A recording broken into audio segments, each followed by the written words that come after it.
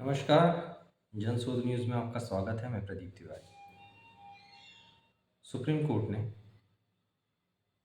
Bilkis Bano case से गुजरात सरकार द्वारा रिहा किए गए लगभग 11 लोगों को रिहा करने का गुजरात सरकार का निर्णय पलट दिया है। अब उन्हें जेल जाना होगा। 2 हफ्ते के अंदर उन्हें जेल प्रशासन को रिपोर्ट करना होगा। गुजरात सरकार ने उनके अच्छे व्यवहार को आधार बनाते हुए उन्हें रिहा कर दिया था। गुजरात सरकार ने 15 अगस्त 2022 को उन्हें रिहा किया था, जिस पर सुप्रीम कोर्ट में सुनवाई चल रही थी। सुप्रीम कोर्ट में बीबी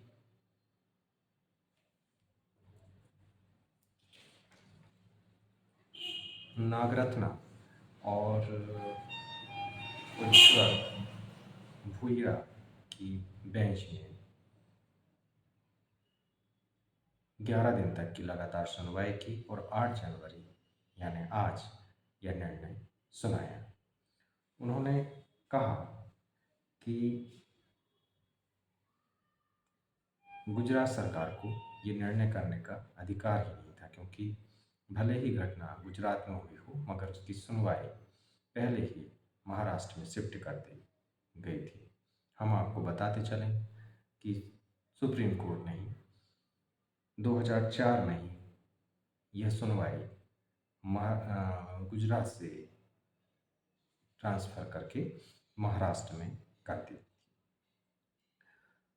तो सुप्रीम कोर्ट का इस पर आदेश है कि ऐसी स्थिति में गुजरात सरकार को 1992 पॉलिसी के आधार पर क्षमा का अधिकार नहीं है।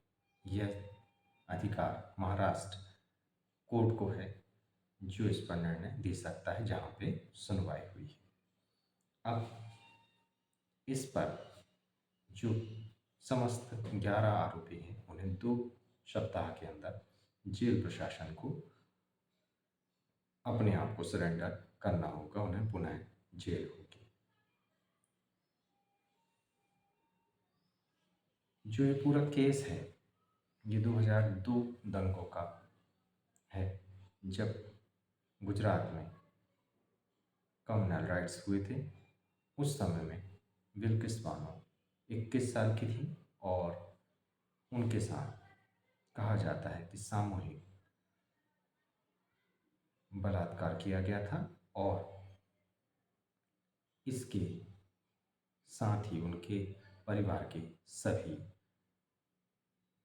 बच्चों को सहित पूरे परिवार को समाप्त कर दिया गया था, ऐसा बताया जाता है। ये पूरी जो निर्णय है ये गुजरात सरकार के लिए भी एक हतप्रभ करने बात है और उसके निर्णय पर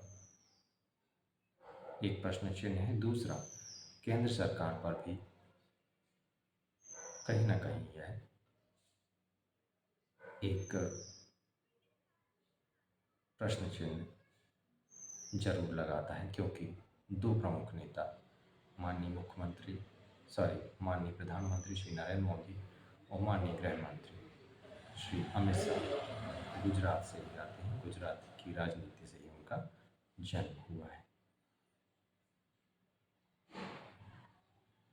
अब सभी आरोपियों को सरेंडर करना होगा।